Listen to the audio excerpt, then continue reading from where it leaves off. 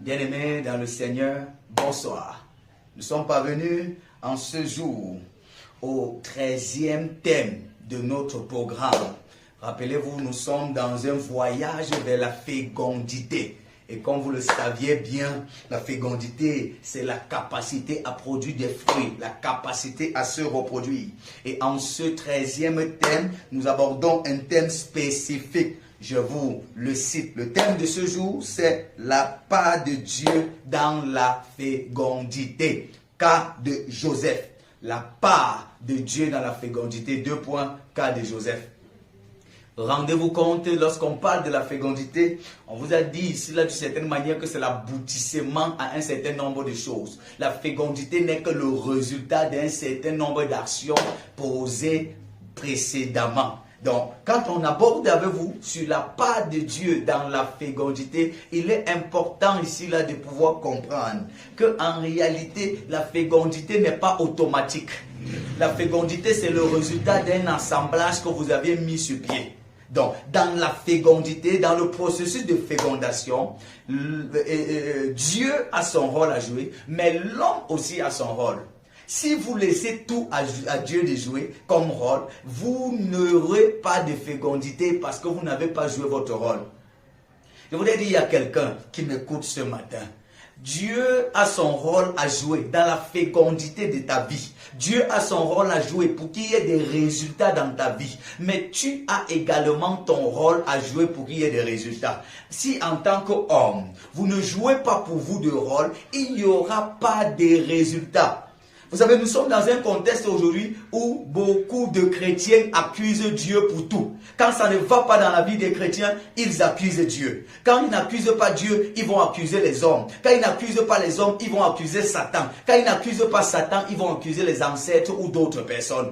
Eux-mêmes, ils ne sont jamais responsables de ce qui les arrive. À un moment, il faut arrêter d'être toxique et de pouvoir vous poser la question, un bon diagnostic, afin de pouvoir dégager quelle est votre part de responsabilité. C'est pourquoi même dans un couple, lorsqu'il n'y a pas encore d'enfant, on regarde les deux personnes, on se rassure que l'homme d'une certaine manière est en santé. Après, on fait les examens également de la femme pour se rassurer que la femme est également en santé. C'est pourquoi lorsqu'un couple n'est pas en train de porter un enfant, lorsqu'un couple, après avoir vécu une certaine période, la femme n'est pas encore tombée enceinte, on se rassure. Le médecin ne traite pas seulement la femme. Il met les deux sur le traitement. Parce que si vous croyez seulement que c'est la femme, parce qu'en Afrique, dans notre contexte, lorsque généralement il n'y a pas de grossesse, on accuse la femme. Tout le monde accuse la femme. Même les hommes stériles accusent que la femme. Tout le monde dit c'est la femme, c'est la femme. Même l'homme qui est souvent conscient qu'il est incapable de pouvoir produire la semence se dit c'est la femme. Or, lorsque vous allez voir un spécialiste, un médecin, il va vous faire venir tous les deux et il va vous examiner tous les deux, parce qu'il n'est pas question seulement de la femme, mais il est question de la femme qui doit produire l'ovaire et de l'homme qui doit produire la sémence. Donc les deux doivent pouvoir se combiner pour qu'il y ait résultat. Mais bien aimés dans le Seigneur, c'est la même chose. Donc ici, si l'homme donc c'est Dieu, la femme ici donc c'est vous. Vous devez donc vous complémenter, vous mélanger, apporter chacun de vous quelque chose pour qu'il y ait fécondité. Donc je voudrais dire à quelqu'un, si des choses ne marchent pas dans ta vie comme ça devrait marcher, s'il y a un ensemble de choses qui tardent à arriver, si des choses ne sont pas toujours dans ta vie comme Dieu a prescrit, il ne faudrait pas seulement dire que c'est la volonté de Dieu. Parce que tout ce qui t'arrive n'est pas toujours la volonté de Dieu. Je le reprends. Tout ce qui arrive aux hommes ne sont pas toujours le résultat de la volonté de Dieu. Parfois, c'est parce que vous n'avez pas fait ce que vous deviez faire. Vous savez, il y a une chanson qui dit tout dépend de Dieu, tout dépend de Dieu, tout ce qui arrive dépend de Dieu. Je tiens à vous dire, tout ce qui vous arrive ne dépend pas de Dieu. Il y a des choses qui dépendent de vous. Il y a des choses qui dépendent de vous. Et tant que vous ne jouez pas votre rôle, tant que vous ne faites pas faites pas ce qu'il vous revient de faire, rien ne bougera. À un moment de la vie, il faut arrêter d'accuser Dieu sur tout, de prendre Dieu pour responsable de tout. À un moment, il faut arrêter d'accuser Satan. Il faut arrêter d'accuser les autres. Posez-vous la question, est-ce que vous avez vraiment la capacité? Est-ce qu'il n'y a pas d'anomalie à votre niveau? Est-ce que vivement, vous avez fait ce qu'il fallait faire avant que ça n'a pas marché? C'est pourquoi aujourd'hui nous parlons de la part de l'homme. Il y a ta part. Oui, tu veux voir les fruits. Dieu a dit que tu produiras les fruits. Mais il y a ton rôle à jouer. Il y a ta part. Vous ne pouvez pas être un grand commerçant à qui Dieu a donné un gros capital de faire le commerce avec. Et vous vous levez le matin, vous vous baladez sur la télé, vous voyez tous les films de la terre. Et vous allez ouvrir le marché à votre boutique à 11 heures. Et vous vous attendez à être prospère. Vous ne serez jamais prospère. Non. Vous ne pouvez pas d'une certaine façon avoir des capacités, des potentiels que Dieu a mis en vous. Et au lieu de vous déployer, au lieu de vous investir, à pouvoir d'une certaine façon manifester ce que vous aviez comme potentiel, vous ne faites rien et vous vous attendez à avoir des fruits. Vous ne verrez rien du tout. Nous allons donc étudier le cas de Joseph pour mieux comprendre ce dont nous énumérons là. Joseph ici, c'est un homme qui avait reçu d'une certaine façon, vous savez Joseph qui avait d'une certaine façon reçu un gros rêve. Dieu va déposer un rêve. D'ailleurs, lisons dans le livre de Genèse 37, les versets 5 à 7. Genèse 37, versets 5 à 7. Là, il est écrit, Joseph eut un songe et il le raconta à ses frères qui le haït encore davantage. Il leur dit, écoutez, donc ce songe que j'ai eu, nous étions alliés des gerbes au milieu des champs. Et voici, ma gerbe se leva et s'étint debout à vos gerbes.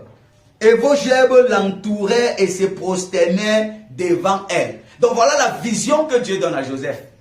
Dieu va déposer un rêve dans le cœur de Joseph. Ça, c'est le rôle de Dieu.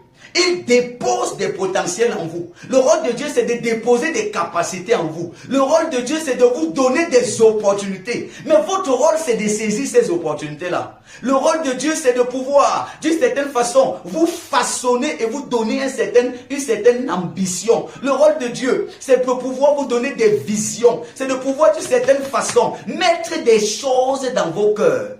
Et vous êtes nombreux ici là qui m'écoutez à avoir des rêves dans vos cœurs. Mais si vous vous contentez seulement de garder les rêves que Dieu vous a donnés sans vous mettre en action, vous allez mourir, aller au cimetière avec les grands rêves que Dieu vous a donnés. Je reprends. Si vous vous contentez seulement de chérir les rêves que Dieu vous a donnés, sans vous mettre en action, vous allez mourir avec le potentiel. Les cimetières sont les endroits les plus riches, où il y a des grandes entreprises qui n'ont jamais été créées là-bas, où il y a des personnes qui sont mortes avec des gros potentiels et des grosses compétences sans jamais l'avoir réalisé. Et où il y a d'une certaine façon un grand nombre de personnes n'ayant réalisé même pas les 1 centième de ce que Dieu avait déposé en eux. Il y a des gens qui sont au même niveau encore depuis des années, pas parce que Dieu veut.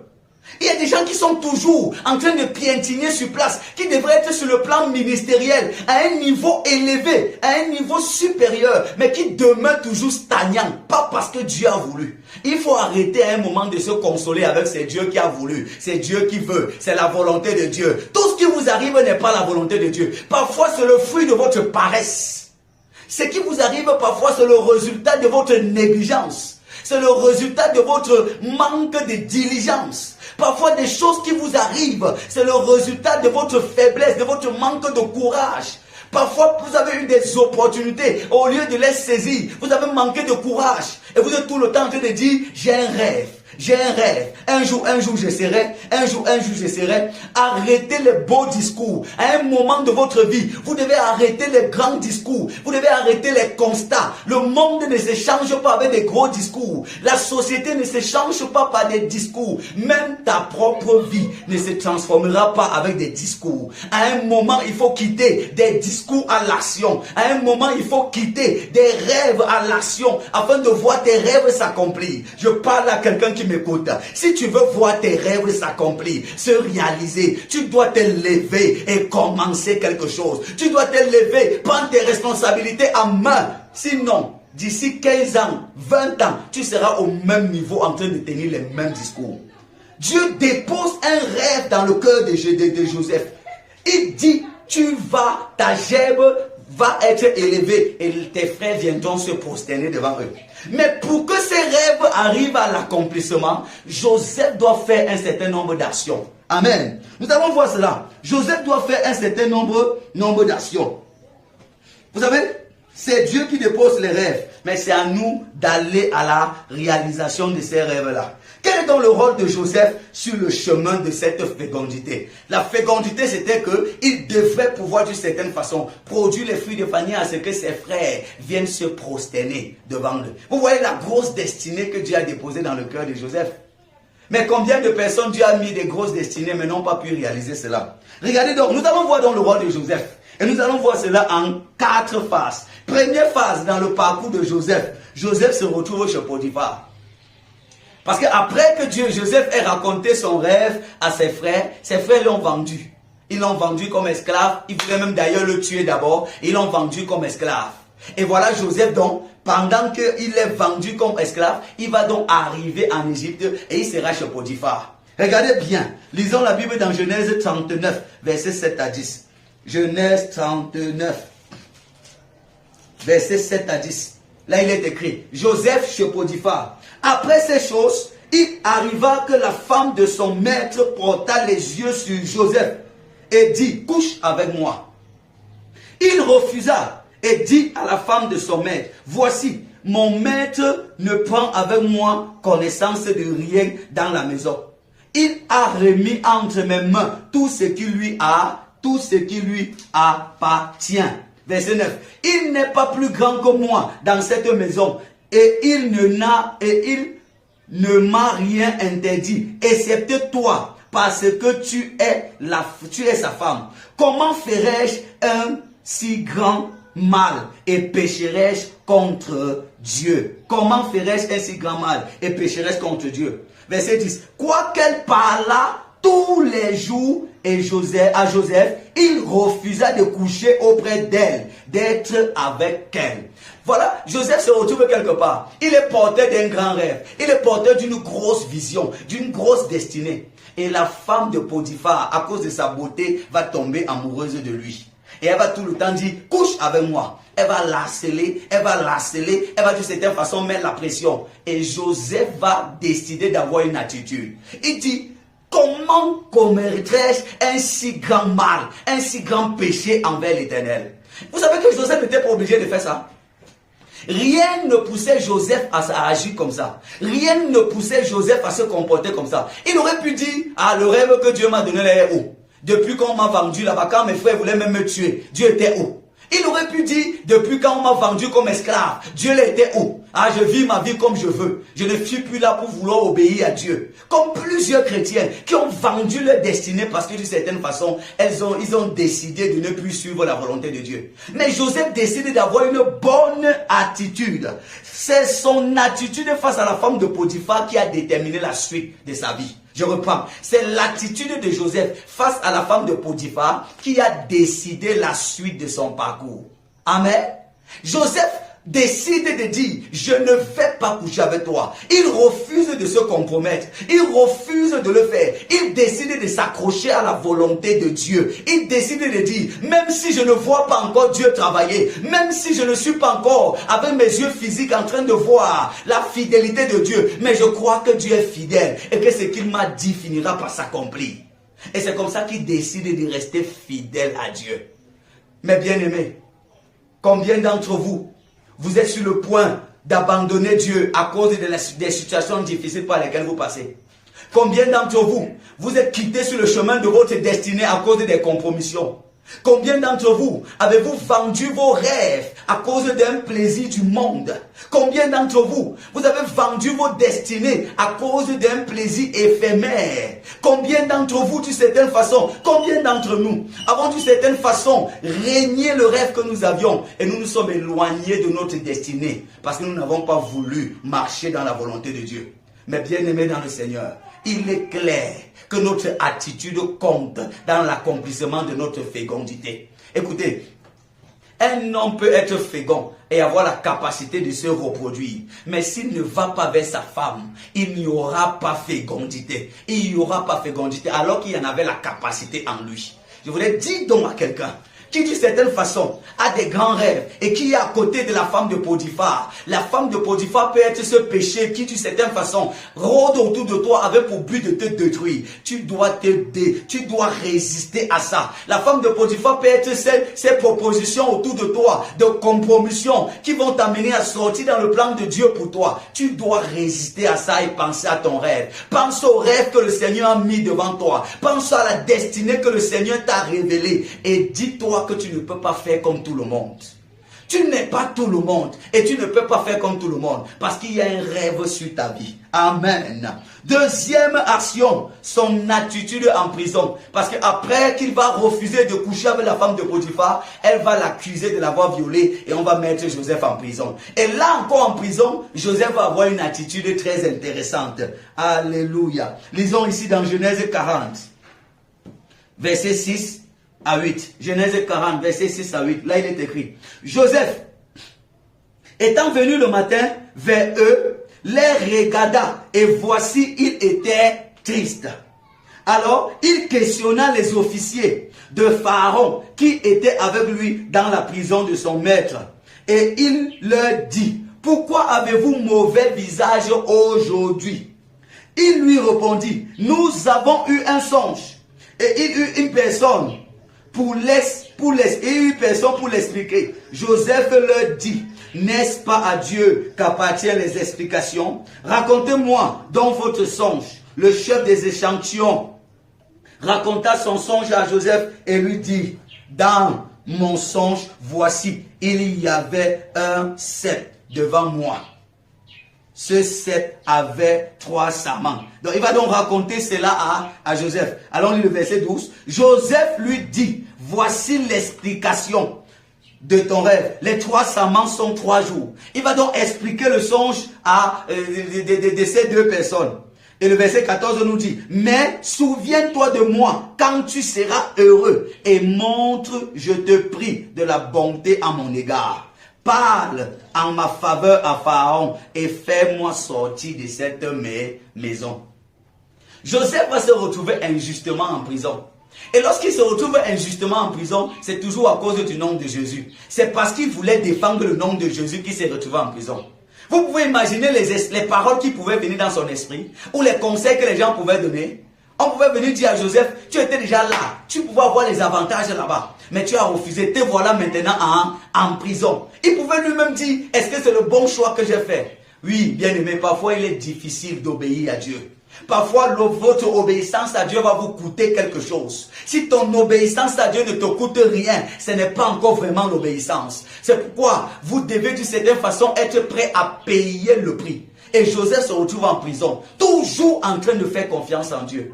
Et là, en prison, il va avoir une bonne attitude dont je voudrais d'une certaine façon qu'on s'arrête dessus. Il sera en prison avec des autres prisonniers, à l'occurrence 2 serviteurs, 2 officiers de Pharaon. Il est en prison et il y a d'autres prisonniers. Et on a mis Joseph responsable des prisonniers.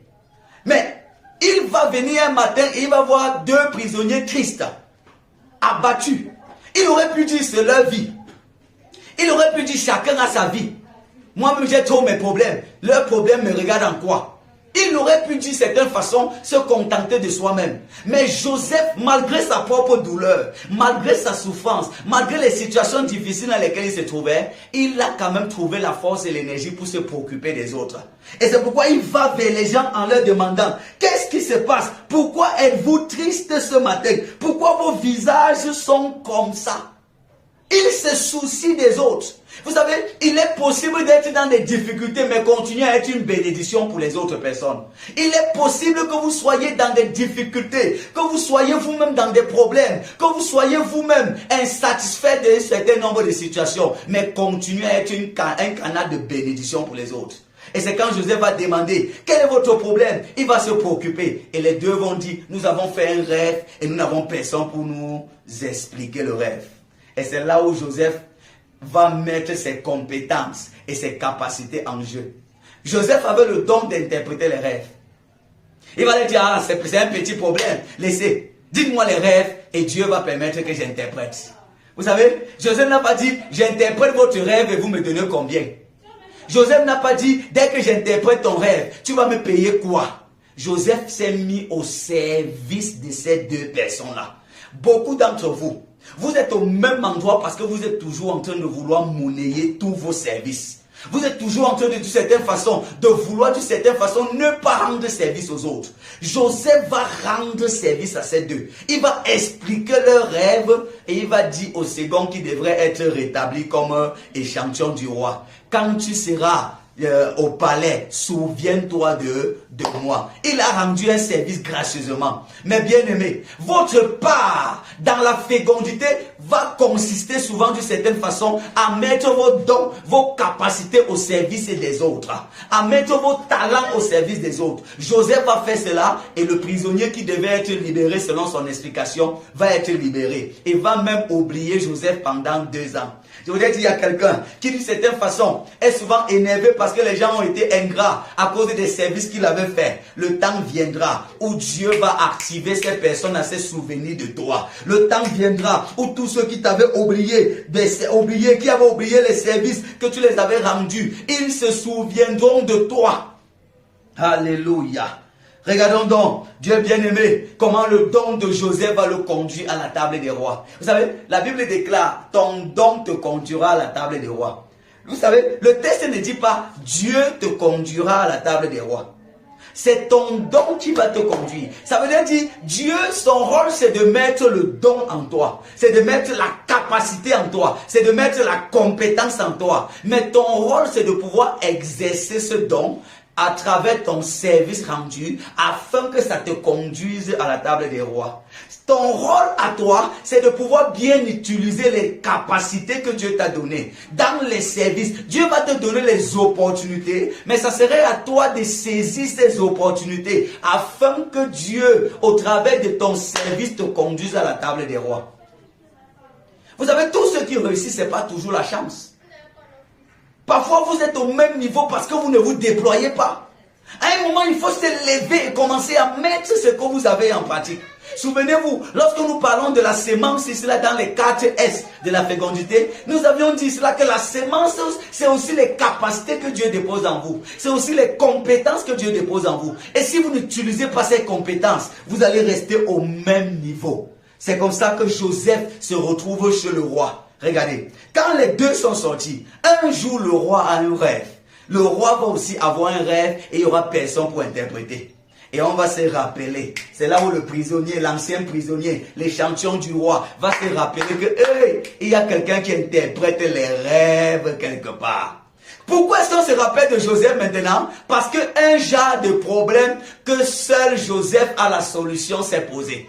Vous savez, pour prospérer dans cette société, vous devez être capable d'apporter les solutions. Si vous n'apportez aucune solution à la société, vous ne prospérez point. Si vous n'êtes pas capable de solutionner un problème, il n'y aura pas de fruits. Vous allez rester toujours au même endroit. Dans tous les domaines, on ne garde que ceux qui apportent les solutions. Vous êtes dans une famille, vous n'apportez aucune solution, vous ne servirez à rien dans la famille là.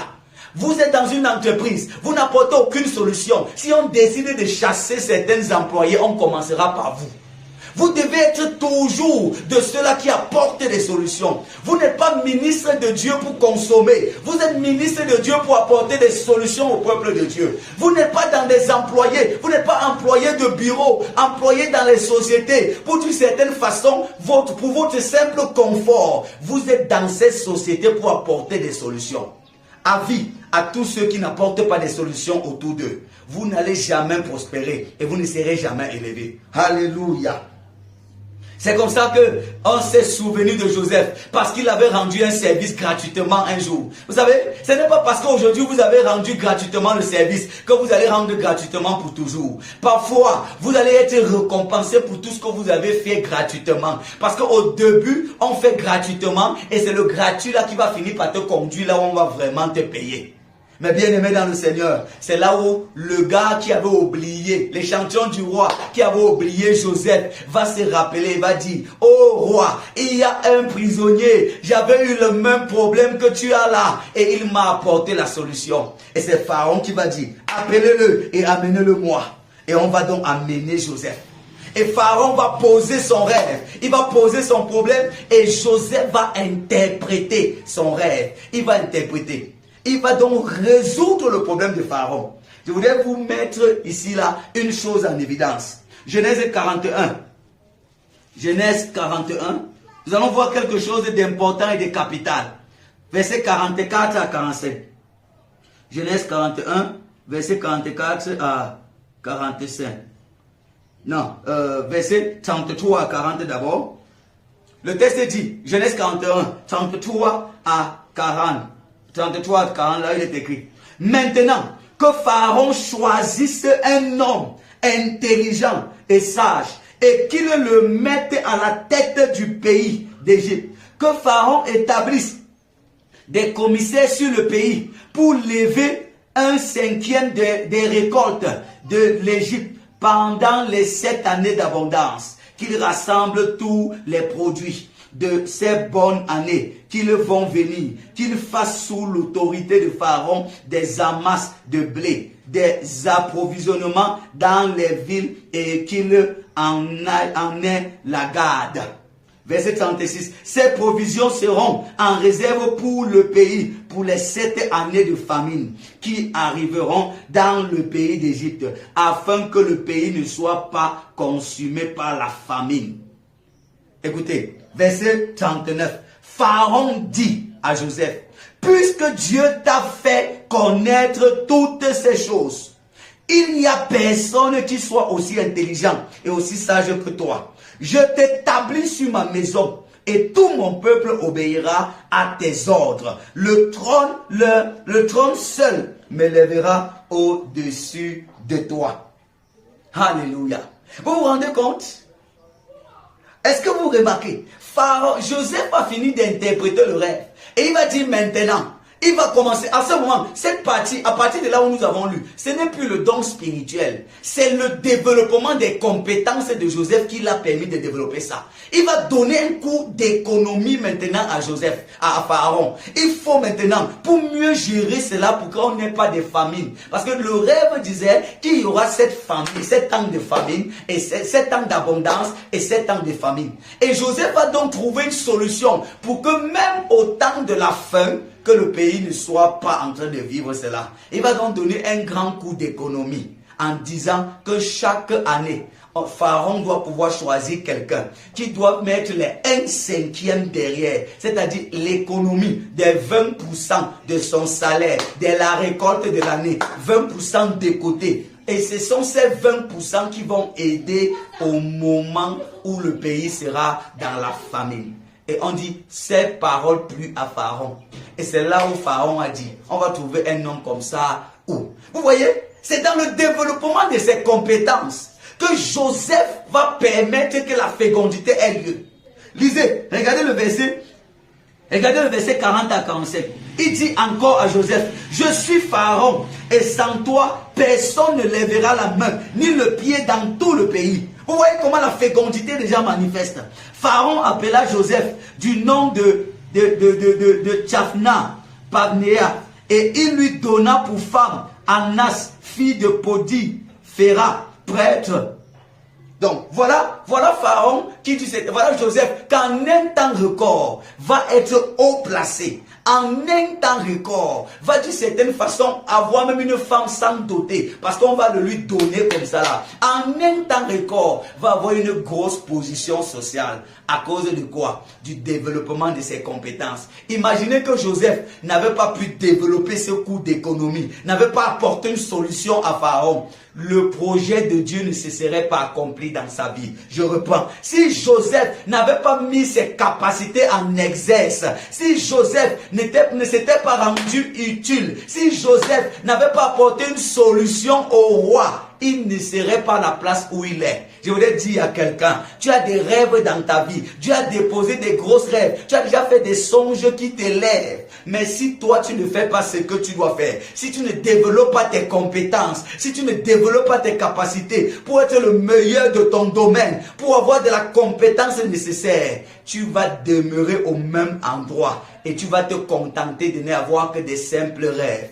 Oui, Dieu peut vous donner des rêves, des grands rêves, mais vous avez votre responsabilité. Votre responsabilité, c'est de faire ce qui vous revient de faire, afin que le rêve que Dieu a mis dans votre cœur puisse s'accomplir. Mais bien aimé dans le Seigneur, voilà Joseph à qui au départ Dieu a donné un rêve, et le voilà à la fin qui est élevé et qui finira par être la bénédiction pour sa famille. Il va prospérer dans le plan financier, matériel. Il va être fécond et il sera une véritable solution pour sa famille qui va prendre en charge sous ses airs. À cause de quoi? De ce qui s'est mis en action, de ce qu'il a eu la bonne attitude là où il fallait. Vous deviez avoir la bonne attitude. Vous deviez avoir le bon caractère. Vous deviez vous comporter comme il faut et faire ce qu'il faut afin que la fécondité ait réellement lieu. Que Dieu vous bénisse. Shalom.